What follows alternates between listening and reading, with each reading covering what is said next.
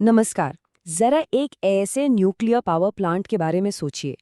एक ऐसा प्लांट जो जितना फ्यूल इस्तेमाल करता है उससे कहीं ज्यादा फ्यूल खुद बना लेता है। सुनने में बिल्कुल किसी साईफाई मूवी जैसा लगता है ना। मतलब सवाल ही अपने आप में बड़ा अजीब लगता है। एक ऐसी मशीन जो एनर्जी भी दे रही है और साथ ही साथ अपना फ्यूल भी बढ़ा रही है। आखिर ये कैसे मुमकिन है? जो असंभव लगता था भारत ने उसे हकीकत में बदल दिया है। तमिलनाडु के कलपक्कम में दशकों की जबरदस्त मेहनत के बाद भारत ने एक ऐसे ही रिएक्टर को बनाकर तैयार कर दिया है और इस एक कामयाबी ने पूरी दुनिया का ध्यान हमारी तरफ खींच लिया है। तो ये इतनी बड़ी खबर क्यों है? खुद प्रधानमंत्री मोदी ने इसका ऐलान किया और इससे भारत की साइंटिफिक तरक्की में एक बहुत बड़ा मील का पत्थर माना जा रहा है। इस सफलता के साथ अब भारत रूस के बाद दुनिया का सिर्फ दूसरा ऐसा देश बन गया है जिसने एक फास्ट ब्रीडर रिएक्टर को सफलतापूर्वक शुरू किया है। इस पूरी कहानी का हीरो है 500 मेगावाट का ये प्रोटोटाइप फास्ट ब्रीडर रिएक्टर। हाल ही में इसने क्रिटिकलिटी हासिल की है। अब आप सोच रहे होंगे कि ये क्रिटिकलिटी ये क्या चीज़ है। चलिए अब जरा इसके पीछे के साइंस को समझते हैं कि आखिर ये इतनी कॉम्प्लेक्स टेक्नोलॉजी काम कैसे करती है, और वो भी बिल्कुल आसान भाषा में। तो देखिए, क्रिटिकलिटी वो पॉइंट है, वो मैजिकल मोमेंट, जब रिएक्टर के अंदर न्यूक्लियर चेन रिएक्शन अपने आप चलने लगता है, एकदम सेल्फ सस्टेनिंग हो जाता है। आसान शब्दों में कहें तो अब ये रिएक्टर बिना किसी बाहरी मदद के लगातार स्टेबल तरीके से बिजली पैदा करने के लिए पूरी तरह तैयार है। तो सवाल ये है कि ये नॉर्मल रिएक्टर से अलग कैसे है? देखिए, जो पारंपरिक रिएक्टर होते हैं ना, उनमें न्यूट्रॉन्स को धीमा करने के लिए मॉडरेटर का इस्तेमाल होता है। आप समझ लीजिए जैसे किसी तेज बहती नदी पर ब्रेक लगा दिया हो। लेकिन फास्ट ब्रीडर रिएक्टर में यहाँ कोई मॉडरेटर होता ही नहीं है। यहाँ न्यूट्रॉन्स एक रॉकेट की तरह एकदम तूफानी रफ्तार से हाई एनर्जी के साथ घूमते हैं, और बस यही इसकी असली ताकत है। और यहीं पर इसका असली जादू छिपा है। ये जो तेज रफ्तार वाले न्यूट्रॉन्स हैं, जब ये यूरेनियम 238 से टकराते हैं, जो कि खुद एक फ्यूल नहीं है, तो ये उसे प्लूटोनियम 239 में बदल देते हैं, जो कि एक टॉप क्लास न्यूक्लियर फ्यूल है।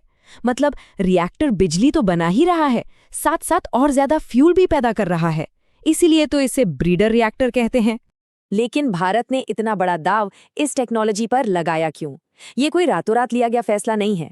इसके पीछे 1950s के दशक में देखा गया एक बहुत बड़ा सपना है, जिसका खाका तैयार किया था डॉक्टर होमी जहांगीर भाभा ने।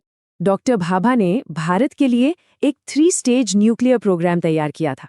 चलिए इसे समझते हैं। स्टेज 1, हमारे पास जो नेचुरल यूरेनियम है उसका इस्तेमाल करके बिजली बनाओ और साथ में plutonium as a by product निकालो। स्टेज 2, अब उस प्लूटोनियम को इस फास्ट ब्रीडर रिएक्टर में डालो। इससे और ज्यादा बिजली तो बनेगी ही, साथ ही ये थोरियम को यूरेनियम 233 में बदल देगा। और फिर आता है स्टेज 3, जो यूरेनियम 233 बना उसको भारत के विशाल थोरियम भंडार के साथ इस्तेमाल करके लगभग कभी न खत्म होने वाली ऊर्जा पैदा करो। तो ये जो फास्ट ब्रीडर रिएक्टर है ना, ये उस दूसरे और सबसे अहम स्टेज की चाबी है। इस पूरे ग्रैंड प्लान के पीछे का कारण बहुत सीधा और साफ है। भारत के पास यूरेनियम का भंडार तो लिमिटेड है, लेकिन थोरियम का एक बहुत बड़ा खजाना है, दुनिया के सबसे बड़े भंडारों में से एक। अंदाजा है कि भारत के पास 8.5 लाख टन से भी ज्यादा थोरियम है। ये इतना है कि इससे भारत को सदियों तक बिजली मिल सकती है। और इस खजाने को खोलने की चाबी वो यही फास्ट ब्रीडर रिएक्टर है, जो एक पुल की तरह काम करता है। डॉक्टर भाभा ने दशकों पहले ही ये विजन देख लिया था। उनका साफ मानना था कि भारत की असली एनर्जी इंडिपेंडेंस थोरियम से ही आएगी, और आज हम उसी रास्ते पर एक बहुत बड़ा कदम आगे बढ़ा चुके हैं। अब इस कामयाबी का ग्लोबल इम्पैक्ट भी बहुत बड़ा है। ये सिर्फ भारत की जीत नहीं है, बल्कि ये इसलिए भी खास है क्योंकि दुनिया के कई बड़े बड़े देश इस टेक्नोलॉजी को हासिल करने की कोशिश में नाकाम रहे हैं। अमेरिका, फ्रांस और जापान जैसे देशों ने फास्ट ब्रीडर रिएक्टर बनाने की बहुत कोशिशें की, लेकिन टेक्निकल प्रॉब्लम्स, भारी लागत और सेफ्टी की चिंताओं के चलते उन्हें अपने प्रोग्राम्स बंद करने पड़े। आज की तारीख में सिर्फ रूस के पास एक कमर्शियल फास्ट ब्रीडर रिएक्टर चल रहा है, और अब भारत इस एलीट क्लब में शामिल होने वाला दूसरा देश बन गया है।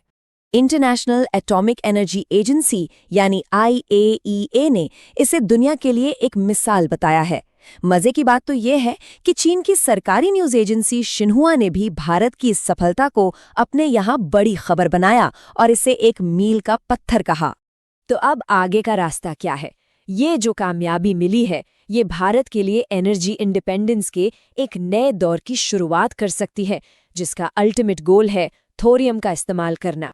तो आखिर ये इतना जरूरी क्यों है? सबसे पहली बात, एनर्जी सिक्योरिटी। इससे हमें इंपोर्टेड यूरेनियम और कोयले पर अपनी निर्भरता कम करने में मदद मिलेगी। दूसरा, हमारे क्लाइमेट गोल्स।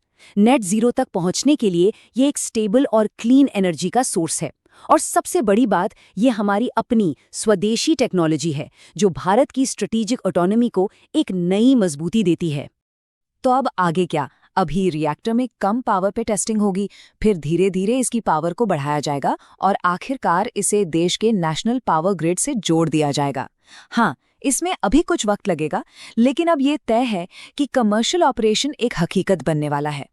तो कुल मिलाकर कल्पक्कम की ये उपलब्धि सिर्फ एक साइंटिफिक जीत नहीं है, बल्कि ये भारत के एनर्जी में आत्मनिर्भर भविष्य की नींव का पत्थर है। और ये एक बड़ा सवाल भी खड़ा करता है, क्या थोरियम का इस्तेमाल ही पूरी दुनिया के लिए असली क्लीन एनर्जी इंडिपेंडेंस का ब्लूप्रिंट हो सकता है?